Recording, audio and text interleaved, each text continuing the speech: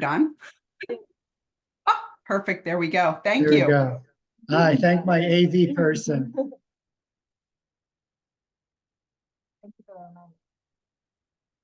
Excellent. So I need to show. Okay, we're good. Yeah, so anyway, the topic is vision learning and ADHD. And like I said, we'll give you, we got a couple of goals here today. Helps if I turn this on.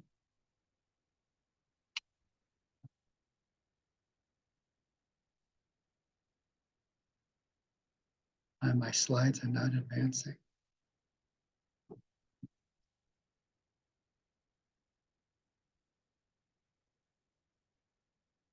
There we go. Thank you. That happened the other day to me. So a couple of things. We have a model of vision. How do we look at vision? How does vision work? We think of our eyes just as a camera that takes pictures of things, but it's much, much more complex than that. Vision is learned. Babies are born with eyes, but it takes several months until they're actually really seeing well and using both eyes together. A tremendous amount of development takes place during that first year of life. We had a baby here earlier tonight, but she's been handed off to a parent, or else it would have made for an interesting day. So vision is learned. Vision is motor. Vision directs action. So vision tells you where things are and when you have to do things to get where you want to go. And it directs, and it's the most dominant sense of our senses, including touch, balance, smell. And if vision bumps up against other senses, vision wins. It's that important and that dominant. Vision abilities can be rehabilitated and or improved. So a lot of eye doctors who don't do vision therapy tell you, well, sorry to hear about that with your eyes. There's nothing you can do about it. Yet we take a lot of those patients and do something about it. We'll talk about the deficits they have and what we do about it and how we help these people do better. And this is one of my favorite mentors, John Streff, who was the lead optometrist at the Gazelle Child Institute in Connecticut by part of Yale University. And he said, when vision functions well, it leads, but when vision functions poorly, it interferes. So when things are going well, we don't think about our vision. People don't even go and get their eyes examined unless they fail a school eye test. But when vision is not working well, it can really make things challenging, especially for the child in the classroom. Let's give a little background on vision and how vision works. For eons, we used our eyes very different way than we do now. We were mainly outdoors under natural light. We were moving on our feet. We were attending to our crops. We were attending to our animals. We were hunting and gathering. And really, if you think about it, almost everything I talked about is stuff that is done out there, far away.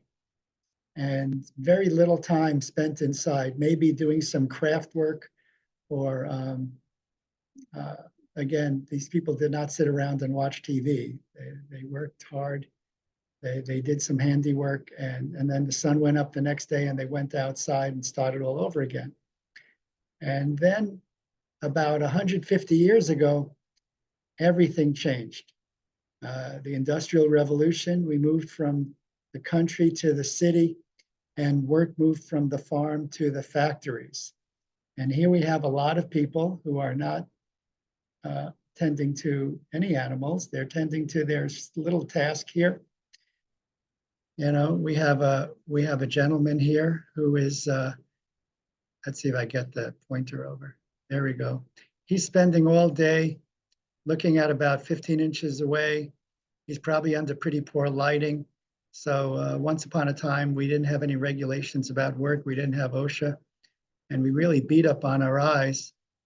And but and we did things very differently. I mean, now working conditions are obviously better, but you know, we import things from countries that probably have similar work conditions to this. And then we had mandatory education. Education is great. I think that's one of the best things we've done was make sure that all our citizens become educated. And but even that has changed over time. We've replaced a lot of paper and pencil tasks with computers. These are kindergartners in computer lab. And if anybody has any students going to public schools, et cetera, or other schools, they're all on Chromebooks or tablets or computers, and things continue to evolve and get even more so. Now we at least had a 15-inch screen here. Now we have a 4-inch screen, and I can't tell you how often when I talk to a parent about what's going on with their child's eyes, the way they keep the child entertained is they just take their phone out and hand it to their child. These are how the kids are entertained in the backseat of the cars, amongst other things as well. So they're spending a lot of time doing excessive close work. This picture always, I find it very disturbing because her eyes look like they're crossing in an almost unnatural position. We're not designed to look at things 4 and 5 inches away from us on a regular extended basis. Because the result is stress on the visual system, known as visual stress. So this child is got the phone that she asked for. She's playing her games, and despite how much discomfort she's in, the game is so stimulating and engaging that she's pushing on through, even though there's a symptom here telling us that, you know, maybe this isn't the right thing we should be doing. But she's going to push on through because she's having fun. I don't know. It doesn't look like fun to me. So this is just, again, this is my biology slide, because this is all, stress is all a reaction of the nervous system to external stimulation. We have our autonomic nervous system. That's the part that regulates systems in the body, digestion, heart rate, breathing rate, etc. Regulates sleep and wake cycles. And most of the time we're in pretty good balance. Our sympathetic, that's your fight or flight system. So that's when you need to act or run or escape or just under stress, that you need energy to deal with it. And you just secrete adrenaline, which makes your heart rate go up and your breathing rate go up, and makes oxygen and sugar available for the muscles to use. So, and then we have our parasympathetic, which is the opposite. It's our rest and relaxation and restore our reserves. So, so usually, again, you're kind of spending your time in the balanced state, and then something happens, you need energy, and then you go chill and take a nap or relax or rehydrate to get back to that balanced state again. And the one thing that research has shown, and this was done by a guy named Selye, and we have a Canadian here in Montreal at McGill University. So I'll give a throw out to our Canadian guest here. He's the father of stress research, and what they learned with laboratory animals is that regardless of where the stress came from, it could be you're too cold, you're too hot, you're in pain, you don't have enough sleep. No matter where the stress came from, your body reacts exactly the same way in terms of increased heart rate and breathing rates and all these other things going on. And so when the vision system is under stress, these same things come into play.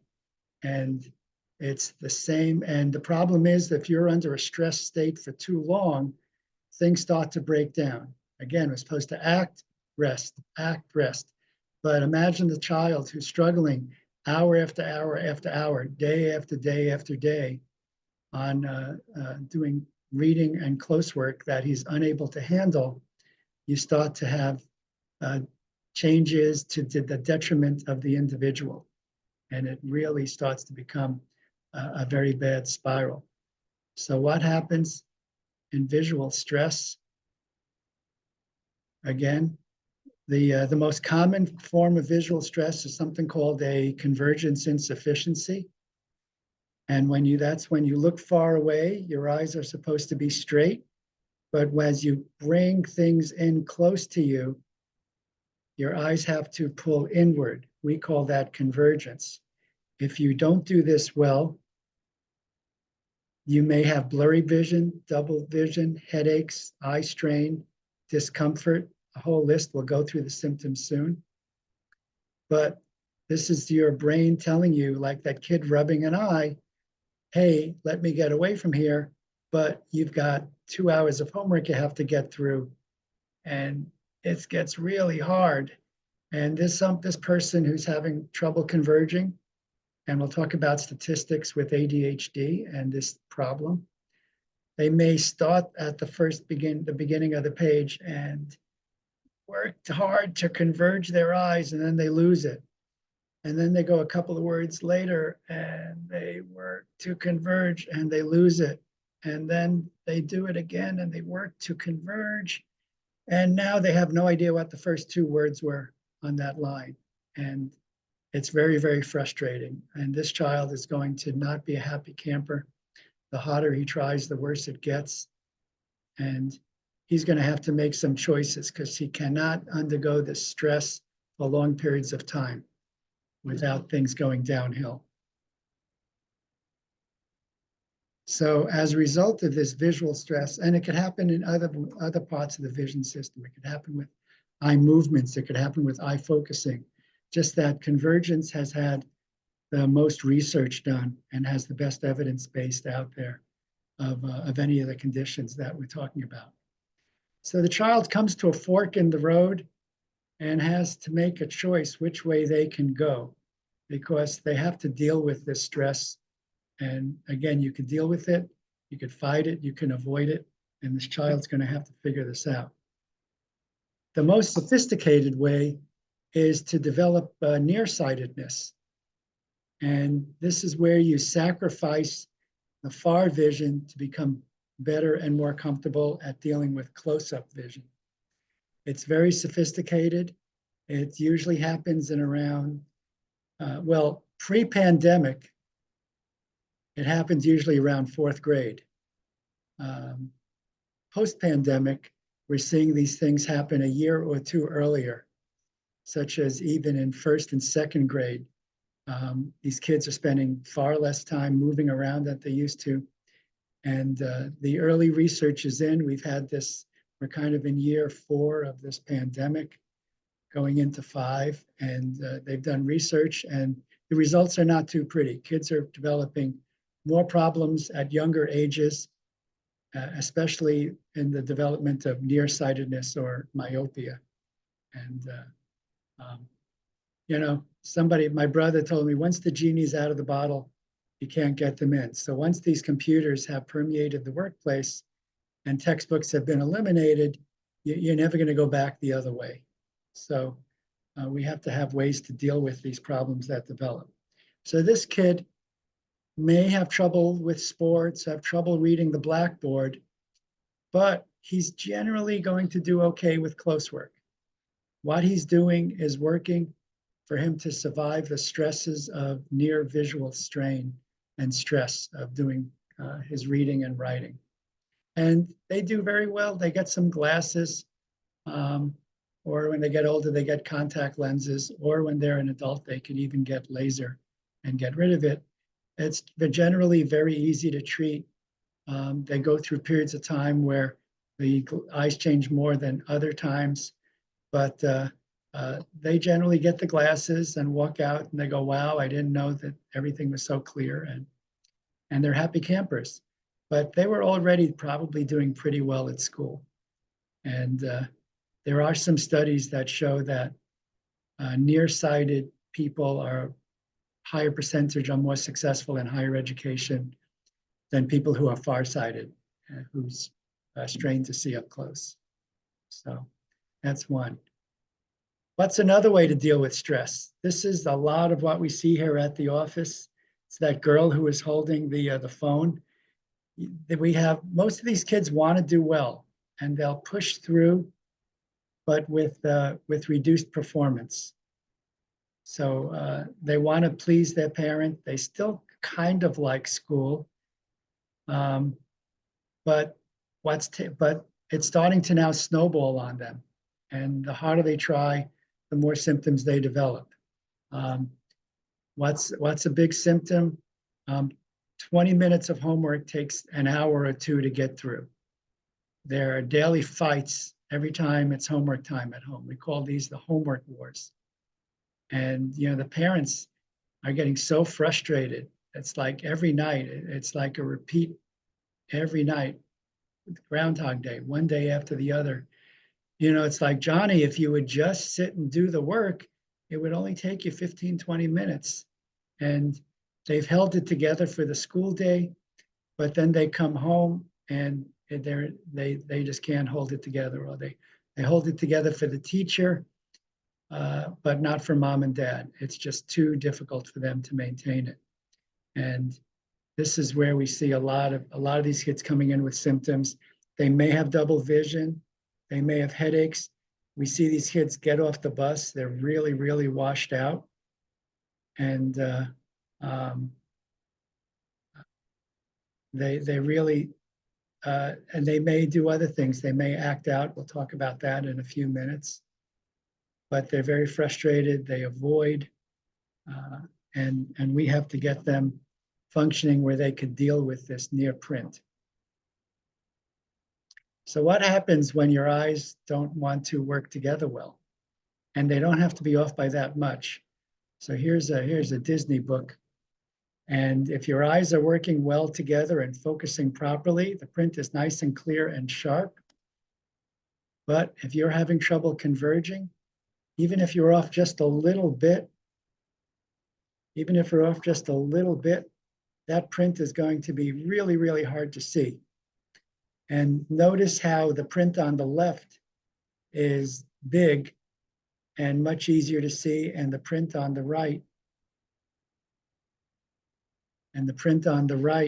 is much more difficult. And this is where it's amazing. We'll see the parent will say something like, they read the page at the beginning of the paragraph, but on the bottom of the page or the next paragraph, they misread a word that they just read 2 minutes ago. And you could almost see that here, where Donald doesn't look the same. Here we see Donald here in big print, looks very different than Donald in small print. And these kids may have had the problem in kindergarten and first grade, but the print was bigger. So it didn't become a problem until the kid was in second, third, or fourth grade, and the print got smaller. The other thing that happens is these kids get remediation. They get extra help in reading, and every time they improve in reading, they're offered a more challenging book. And what's the problem with the more challenging book? It tends to have smaller print. So these kids get very frustrated. They're learning their phonics. They're in their reading program. There's lots of programs. There's Wilson, there's Orton Gillingham. And this kid knows his phonics left and right, up and down, through and through. But when the print starts to get small, they start to really have trouble. And the other thing is they get stuck then reading really easy basic books with small print, and they're really boring. So a fourth grader may be reading a second grade book because that's the level of print he can handle. And you wonder why he hates reading. He's reading very, very basic books while his friends are starting to read chapter books. And it's very frustrating. And especially the kids that are smart know exactly what they can't do. They'll tell you, the parents will tell you, they know that everybody else in the class is finished with the worksheet and he's still on problem 2, and very frustrated and feeling like he's being punished just because he has problems seeing normal size print on the page, printed page. So again, big difference. The other thing is, what will a child say when print looks like this? That's right. They'll probably say nothing because they think you see print the same way they do. They don't know that print isn't supposed to look like that, because this is the way print has looked for the last couple of years. And they just think you see it that way too.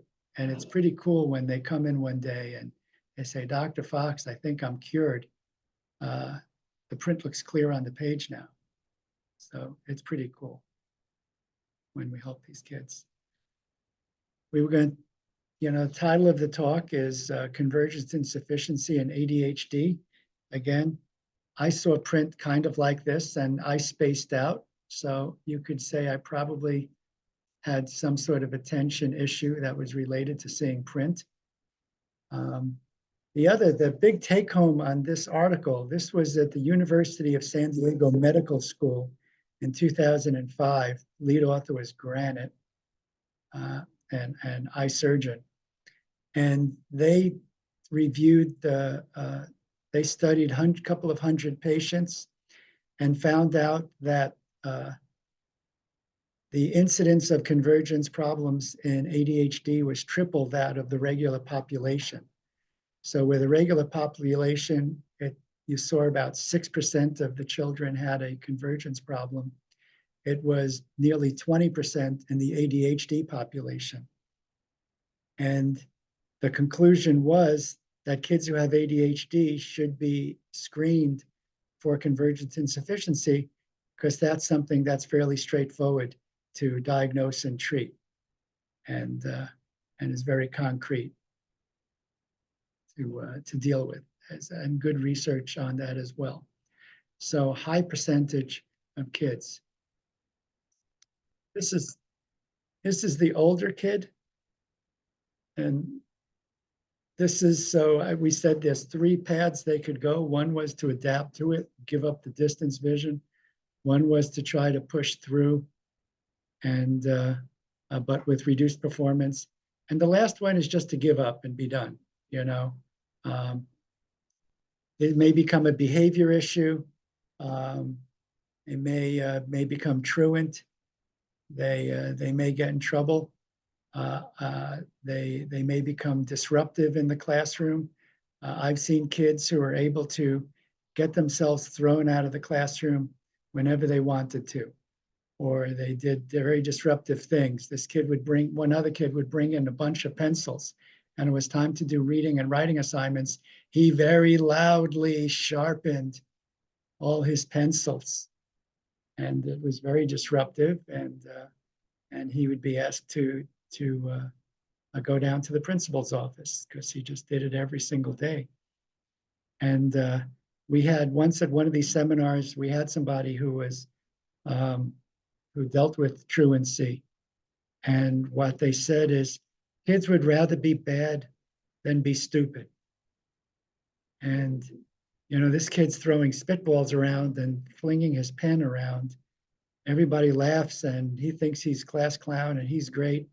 But now he's diverted the attention away from the class, listening to him read. He doesn't want to read out loud because it's going to be a stuttering, stammering, stop and go adventure for him. And he wants to keep that a secret.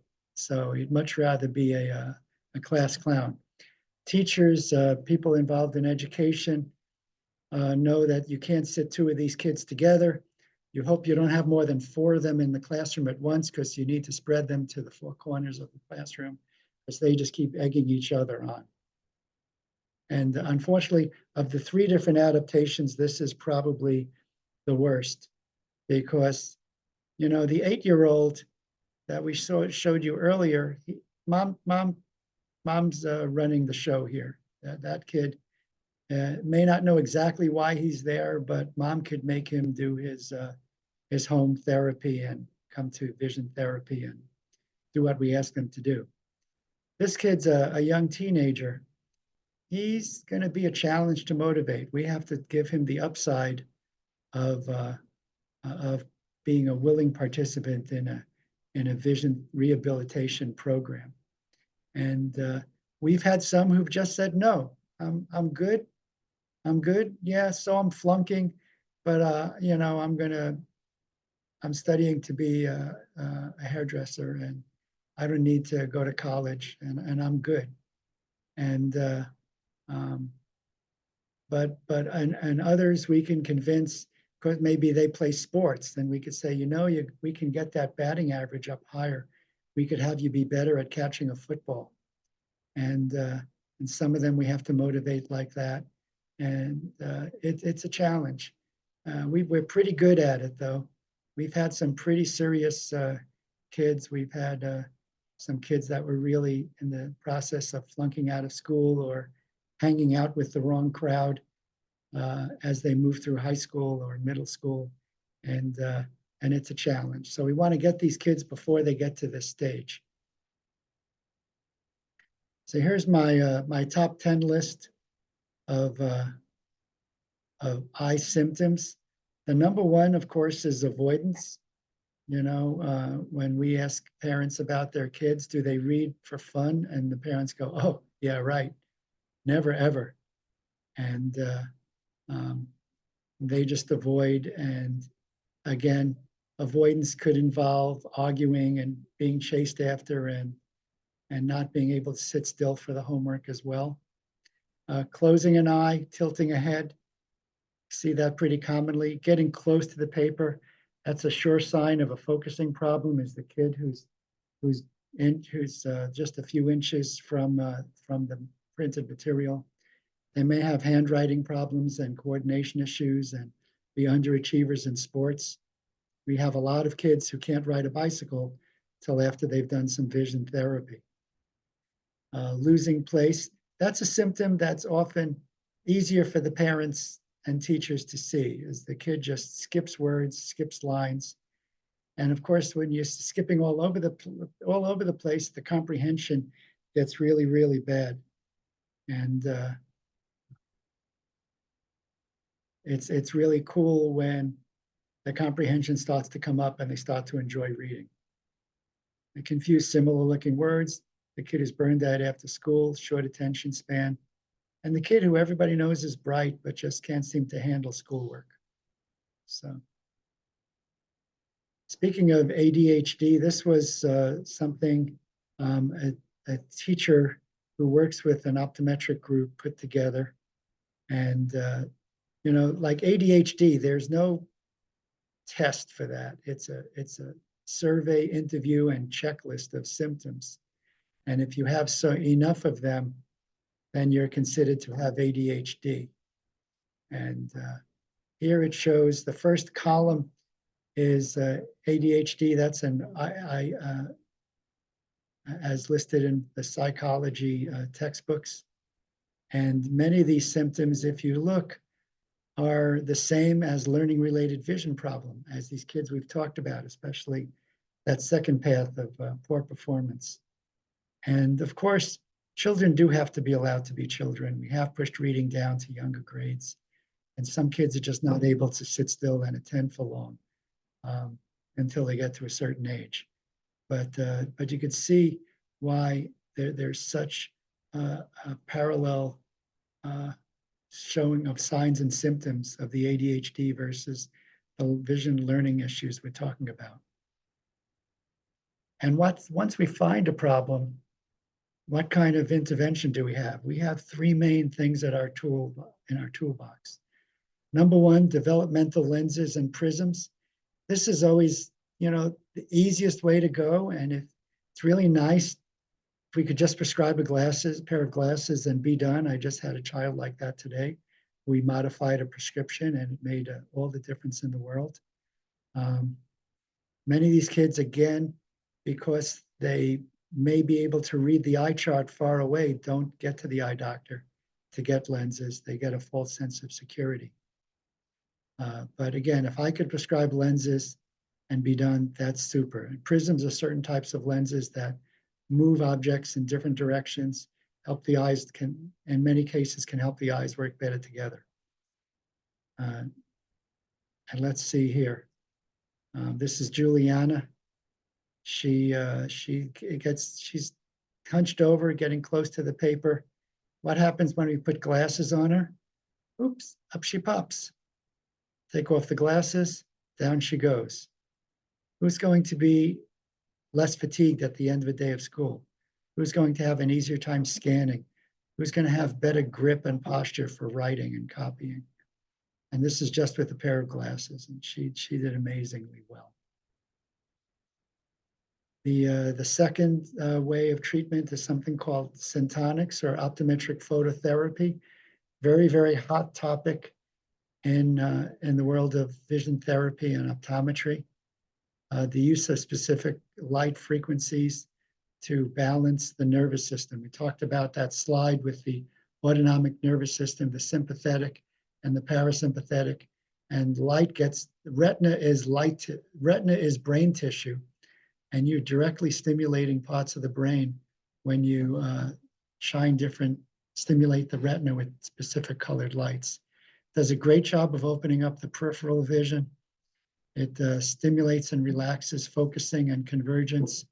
It may be a standalone therapy, but usually is used as a way to amplify the rest of the vision therapy program. And here's some of the filters we use. We have a set of about 13 filters, of which we use 5 of them most of the time, depending on the condition, be it a long-term learning issue or even a more recent concussion-based vision problem. And that's one of the reasons for the fast growth of this. That's a hot topic in optometry. And there's a lot of research. The Lighting Research Center, which used to be in Troy at Rensselaer, my school, actually now it's at Mount Sinai in New York City. They moved the whole center there as a few of the top researchers moved downstate. And they've got really good research they're doing. They're doing research that shows that light can alleviate seasonal depression, increases sleep quality, improves performance of night shift workers, improves weight gain and premature infants, and has a direct impact on cortical brain activity. So it's a really hot topic. They're also finding that certain types of red lights can reduce or reverse nearsightedness. And that's gotten a lot of attention too. So light is being acknowledged by the medical community as a valid form of treatment. We're now studying not if light fixes things, but how it works. What's the mechanism? It's working on a molecular level. And here's Chris, who has a small visual field, and we do some light therapy, and his field opens up, and do some more light therapy, and it opened up even more. But again, who's going to have better eye movements, handwriting, reading speed, and fluency? The kid who's trying to read through a keyhole, or the kid who you open the door and see the whole page. So huge difference in performance. And we do it every day here on various patients with different conditions. And lastly, we have our optometric vision therapy. It's a very individualized program, home-based versus office-based. The research, there's been a ton of research on it, shows that office-based therapy is several times more effective than home-based therapy. Unfortunately, there's a lot of people still giving out pencil push-ups for convergence problems, where they give them a pencil and they say, just do this, look at the pencil tip 10 times and do that 10 times a day. Number one, it is really boring. Number two, the research shows it's equally effective to placebo therapy. So whereas the vision therapy was 80–90% effective, the pencil push-ups were maybe 15% effective. So it may save you some money in the short term, but it's not going to get rid of the problem. And we like to let parents and teachers know that even after the child has done vision therapy, they may need some tutoring to catch up, depending on how far behind they were in their reading skills. And I always tell people my job is to make those educators look really smart and good, because a lot of them are doing the same thing over and over again, and they're barely treading water, trying just to keep from falling further behind in reading. Whereas once we get the vision issues out of the way, now they can start to close the gap and catch up to where they are. We've seen some amazing gains, kids moving up 3 years of reading in 6 or 8 months of vision therapy. And we've seen, we had a kid, he was a 7th grader whose IQ went from 78 to 93. And at 78, he was in remedial classes and vocational classes. He was just labeled as severe dyslexic, severe ADHD. They tried medications, it didn't really work. But within 3 months of doing vision therapy, he started to be interested in reading. And mom actually was convinced. He taught himself how to read by reading gaming magazines. He was a gamer, and he had a pile of magazines that he never read. And after a few months of vision therapy, she walked in on him, and he had these magazines all laid out on the bed, and he's cross-referencing the information in these magazines. And then several months later, he was moved out of, one by one, he got moved out of remedial classes into regular classes. And he ended up graduating and going to junior college. And it was really, really cool, because all the kids that he hung out with in high school became juvenile delinquents and dropouts. And that was the crowd he hung with. In fact, they didn't even like that he was getting interested in schoolwork. They teased him a lot, and they played jokes on him, because now he was part of like the other team, the team that actually liked school. So Nick was a really good, successful case, and came here just because mom wouldn't give up on finding some way to help her child. Here's a child doing some eye movement activities. This is a rotator. He's putting golf tees into it's a pegboard, and you could do it when it's still, and you can make it harder by putting on a patch, like he has a patch on his left eye. And you can make it even harder by turning on the motor that spins the wheel. And again, vision therapy is a matter of starting where they are and making things difficult for them to enough so they gradually improve and get to where you want them to be in terms of their eye movements, focusing, and convergence abilities, as well as visual processing. This child is working on his convergence. People ask, how young do we start vision therapy? I have some 3-year-olds that we've done some therapy on. It's a lot easier on a 5 or 6-year-old. A lot of these problems, again, and symptoms don't arise until the child's actually in elementary school. The ones who we need to start younger on, those are usually the people who have amblyopia or strabismus, either a turning eye, or we use the term incorrectly, lazy eye. But that's not the scope of this talk. That's a different lecture. But here we're teaching this boy how to converge his eyes and move them in voluntarily. We may start far where the yellow one is, when we build his ability to get him to converge where the blue bead is. That may take several weeks or even longer to get to where we want to go. And sources of more information. This, the top one is the Optometric Vision Development and Rehabilitation Association. This used to be a group called the College of Optometrists in Vision Development, but that's spelled out COVID, which everybody confused with COVID. So we had a disastrous marketing problem and decided, well, COVID's not going away so quickly. Why don't we just rename our association?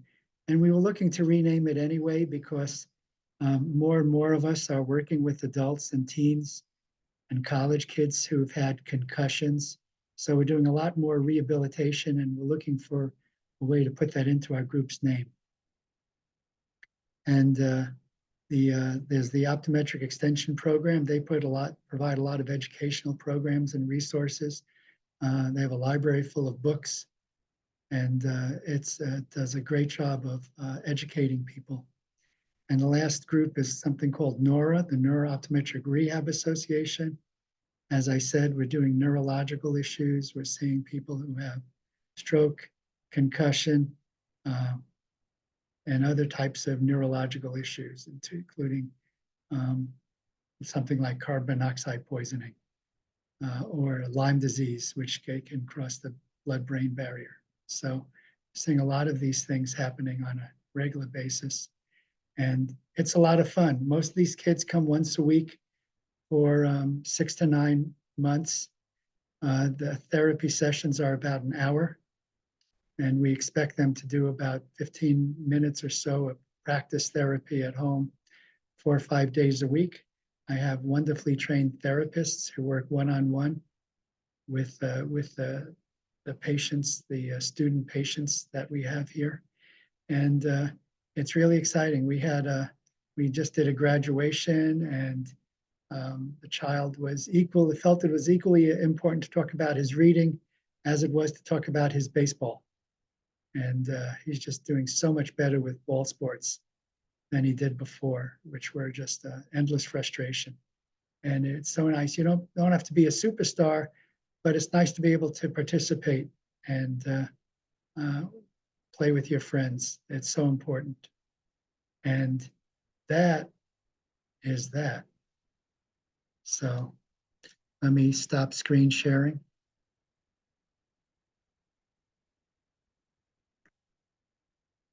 Okay.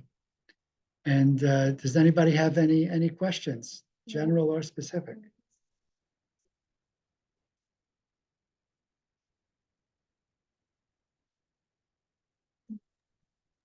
I have a question, if I may. At the beginning, you said, we referred to Canada, and you said vision therapy is growing in awareness. So do most or all eye doctors, do they all test for convergence insufficiency and have therapies for that? Or do you still need to go see a vision therapy specialist? Because you just talked, you mentioned the pencil push-ups. So I'm just wondering where they're at in terms of, if I'm speaking with a client to refer them on, they wouldn't necessarily go to a regular optometrist. They need to go see a vision therapist specialist. Is that correct? Yeah, there are some doctors who are really good at diagnosing and referring to a vision therapy doctor. They are in the minority. I would say 70% of eye doctors don't really check for convergence problems. They're much more interested in just, do you need glasses? And let's check the internal and external eye health and make sure that it's there. So you can either, if you have a doctor that you like and you're comfortable referring to, that's great. If you'd rather not be as specific, you could kind of give them some background. Does the doctor do a full range of near point tests? Do they check convergence, focusing, and tracking? Because I've heard stories where they take them to the eye doctor and they're finishing the exam, and the mom says, "Oh, I forgot to ask, do you do tracking and convergence exercises?" Takes out a pen light, goes like this, says, "Nope, you're fine. I checked." So Exactly, yeah. And I've had, yes, similar experience. Yeah, thank you. Yeah. yeah, so we've seen it happen. And one other thing with respect to, with the ADHD, will the kids have the suppressed visual fields as well? Yes. Okay. Yes. And like with the colors, That's or like is there special, I guess why I'm asking is because the different presentations of different symptoms, do you see a correlation between different like field effects with them? Yeah. It's really amazing, but they tend to be very tunneled, and they have really, really poor peripheral vision. It's one of the reasons they keep running into things when they're running around, and why they have to touch everything. They don't trust your peripheral vision is like 95% of your vision, and they're trying to get by using this 5% of the vision. They're trying to look everywhere, so most of us have good interaction between our peripheral and our central. And I know I want to look over there, and I'll just look over there when I want. Whereas the child who has ADHD and small fields, he might be looking at the teacher, but then Jane in front of him starts combing her hair, and he looks over there, and then another boy starts to play with something on his desk. And now the teacher is like, whoa, over here, let's look up here. So they have to be everywhere all at once. And that's one of the reasons they have to touch everything. They're very tactile, because they're trying to get through other senses what they're not getting through their vision. So, yeah, we've seen some Thank you. cool things happen once the peripheral opens up. What was that? We had a chat question.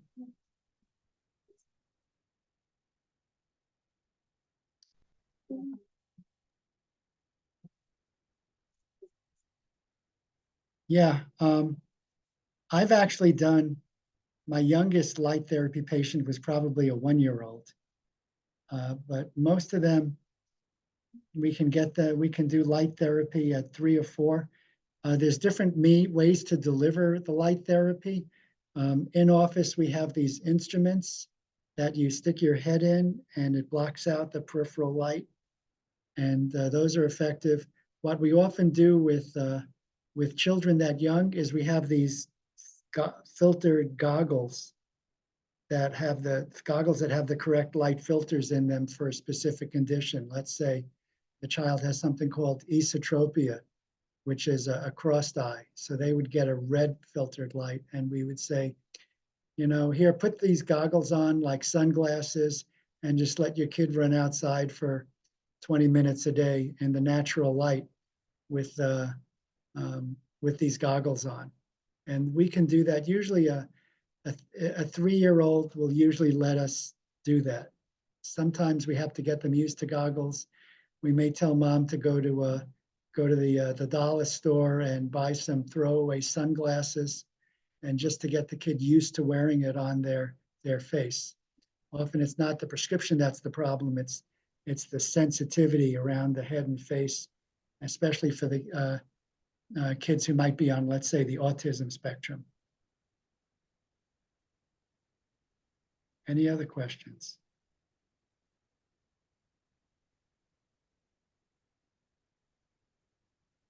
I just wanted to just throw something in there. When you talked about sensitivity around the head, is that something that we deal with auditory programs with headphone training? And there are some sensory activities sometimes you can do that will help desensitize. But again, it's very individual to the person. So, but yeah. But thank you for that. Most of the time, I mean, we've had a few that it's just, it wasn't going to happen, or we have to wait till the kid is older. But most of the time, within a month or 2, we could desensitize a kid, and said, yeah, you're dealing with headphones for your auditory. Right. Yeah, it's different. Yeah, I'll say go to Walmart, buy a couple of pairs of throwaway sunglasses, punch out the lenses, so it's just a frame, and see if you could get the kid to wear them around the house. We'll take what we can. Usually, even if we just get 10 or 15 minutes of wear, we can do some light therapy with them. I had a question for you. Pinhole oculars. Do you ever use those for pinhole glasses? They're pinhole glasses. They have the lenses with like the hundreds of little holes in them.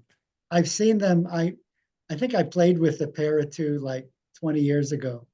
Didn't really work for me, but I actually know some friends who do use them. I have some friends out west who have had some success. And they're pinhole goggles. They look like you could strain spaghetti in them. Right, exactly. But they do they do kind of bypass the focusing system. And I think, again, I could understand the use. We have some kids who really don't understand the difference between clear and blur. Mhm. And I could see that being used for a device to kind of teach somebody what sharper vision looks like. Just so might be useful while doing some focusing training. I'm going to play with that. Yes, Garrett. One thing you mentioned it a few times in the talk about, let's say, the child who is going toward delinquency, and then you have the one who uses the sacrifices far vision to compensate. So when you're in a situation with the children who sacrifice far vision to compensate, oh, it might be cut off. Anyway, I'll keep speaking. Maybe it'll come back. Do you work with them so that they can get back to, let's say, not having to sacrifice their near vision or their far vision? Or once they go down that route where they start to sacrifice to compensate, they can't come back? Like, how does that usually work? That's a really, really good question. Once they've gone through onto that myopia path, if you can catch them as they're just becoming nearsighted, you can often reverse it or stop it from getting worse. But your timing is critical, and it's something you often don't have control over. Often, once they've developed myopia, the goal now becomes, how do we keep it from getting worse?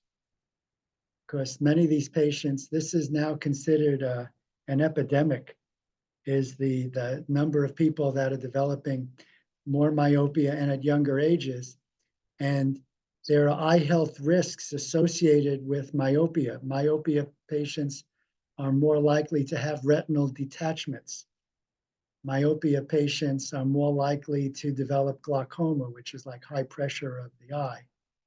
So you really should, it's finally now getting attention. They have a myopia task force that they just started about a year ago of the American Optometric Association, to try to come up with a plan to educate doctors and the public about things they can do. Again, we can be preventive. I can often tell on a school kid, there's certain tests that can tell me if they're probably going to be nearsighted or not. And then you could try to do some preventive therapy with them, perhaps some relaxation reading glasses to just, again, slow down or stop that progression of myopia.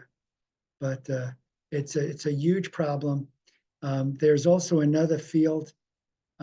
We have a good one in Malta, Dr. Halpern. There's something called orthokeratology, which is the best way I could describe it, is like braces for the eyes, where you get hard contact lenses. Nowadays everybody wears soft contact lenses, but those who are a little older remember when a lot of people wore hard lenses. Well, if you can very under controlled circumstances, you can change the curve of the front of the eye using hard contact lenses, specially designed hard lenses. And in the course of, it may take 2 or 3 pairs of contacts, but you can flatten the eyeball and prevent nearsightedness from getting worse, and often reverse up to a certain amount of it. It's a hot topic because the instrumentation and the tests have become so much more sophisticated in just the last few years. It's almost like it's becoming its own specialty even within the contact lens field. And there are some doctors who do it. There's some patients who never wear glasses during their waking hours. They actually sleep in their hard contacts, and they take them out when they wake up, and you gradually revert during the course of the day. But by the time you go to bed, you pop them in and you go to sleep, and you wake up and you're good to go. So myopia is very, very hot topic because of the huge increase in prevalence over the last 5 years. Yeah.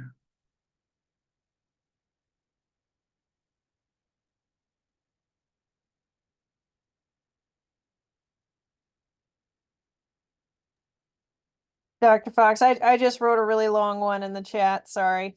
Thank you. So there's I'll give you a uh, quick it- background if the that's, earlier they can get checked, the better. Yeah, makes sense. So we have Erica had a question.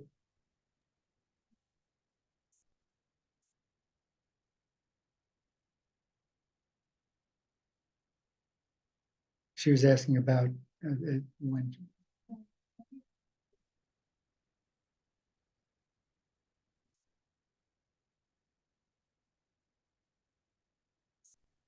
Okay, I'm going to read this. And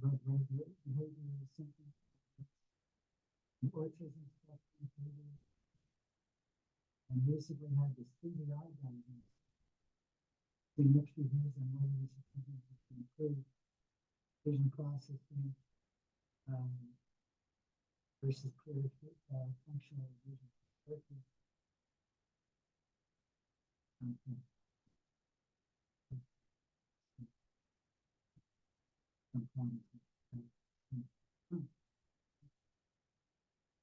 Anyway, yeah, every case is different. You know, a 4-year-old is going to present its own challenges. I just did a follow-up on another patient who did have a genetic variation. Actually, I think we just graduated therapy this week who had genetic variation. CVI is very difficult to deal with. Again, you're not going to cure it, but there are things you could sometimes do to at least may perhaps improve peripheral functioning, which can help with balance and coordination and motor function. Lenses may prove useful in some cases. Usually we would try to manage it with some lenses, maybe some light therapy, and see what happens with some easy, more basic therapies, see what kind of response we get before we jump into a vision therapy program. So okay. it's know case by she's super case. young, so it's one of those things where I'm not sure if you'd be able to hold her attention yet, or if she Right. can understand to follow the direction, like, hey, look at the light. So Yeah. that's one of my concerns, but I also want to try to do as much as we can for her early on because it is exhibiting, attention deficit. It's making her seem like she's on the spectrum when socially that doesn't necessarily match. I think it all stems from her vision. So it is an interesting case, but we'll be seeing you again soon. So I'll pick Okay. up more. Okay.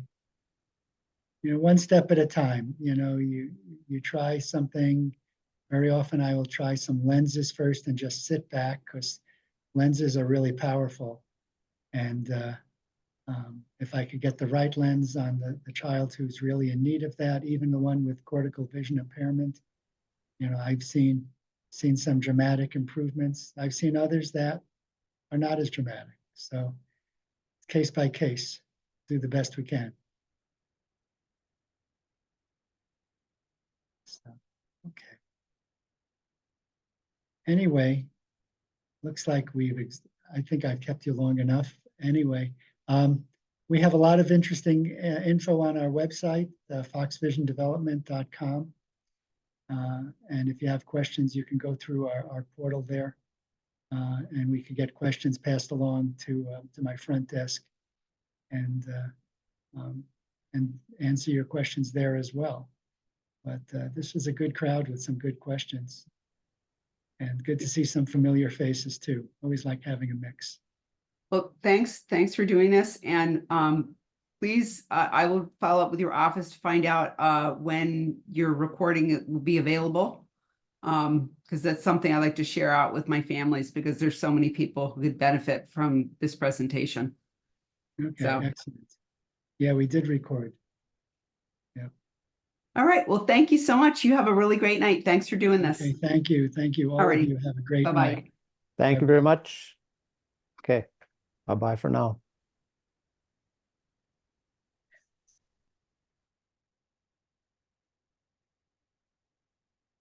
Right.